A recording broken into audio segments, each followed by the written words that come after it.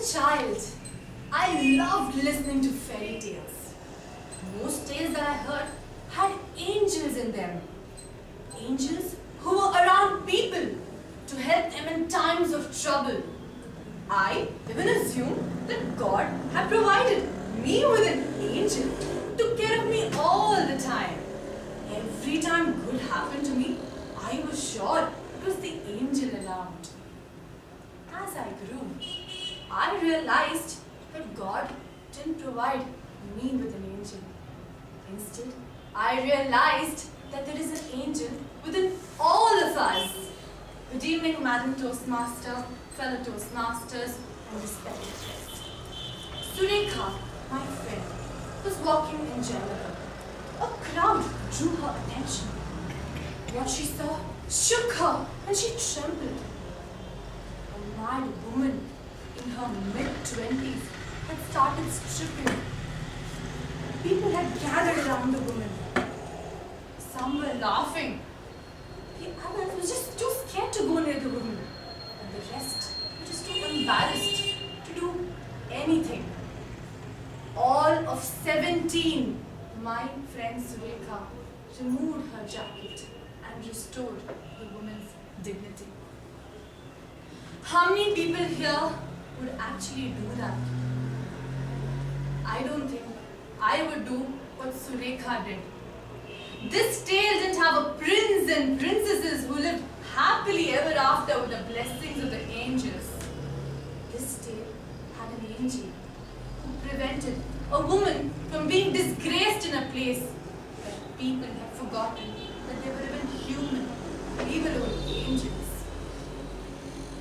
Whenever something good happens, we tend to remember it for a very long time. And we lose hope. And when somebody comes and helps us, we say, that was God's angel who helped. My mom is a perfectionist. She never forgets anything. On one unlucky day, when she was in college, she forgot to carry her bus pass and her purse.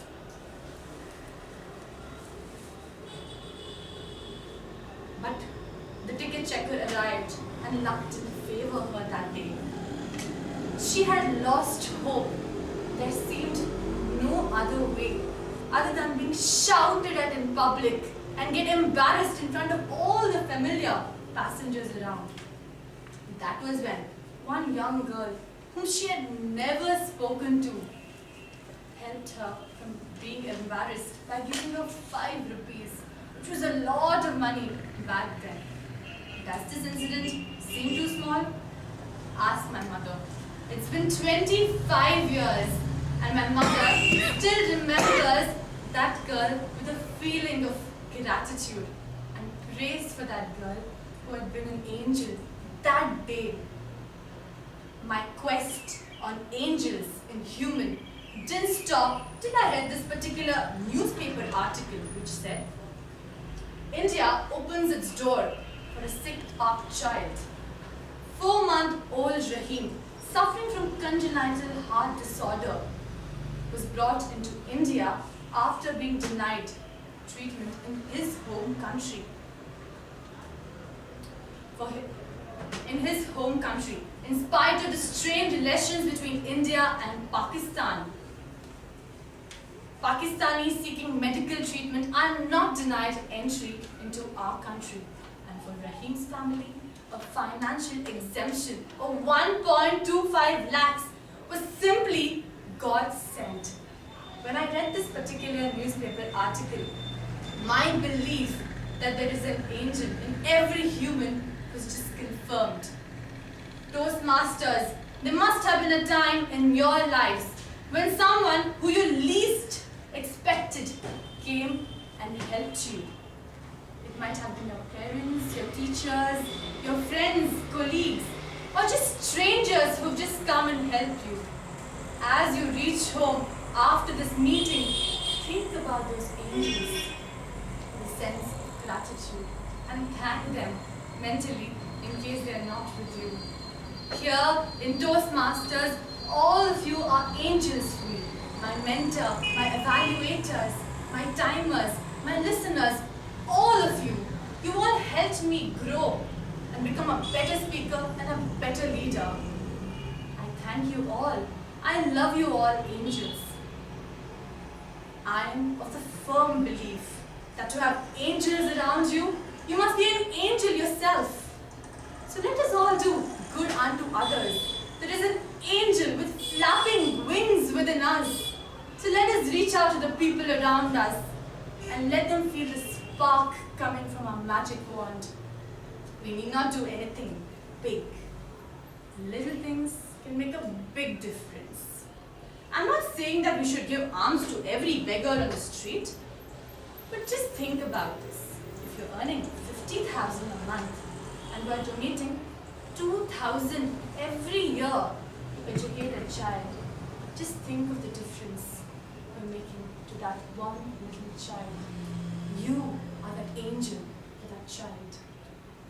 But helping people or making a difference in their lives does not necessarily mean monetary help.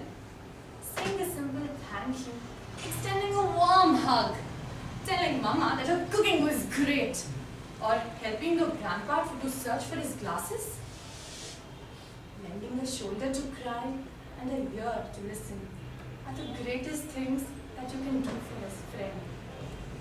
The smile on their faces is a reflection of the angel within them. These acts are very small, but the difference it makes is tremendous. The impact is that it brings out an angel within you. It brings out an angel within all of us. Ayam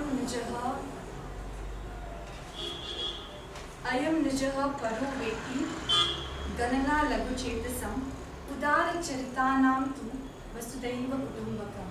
I found this Sanskrit shloka very related to my concept of angels and humans. For a narrow-minded person will distinguish between this person is not mine, this person is not, this person is mine. But for a broad-minded person who has an angel within himself,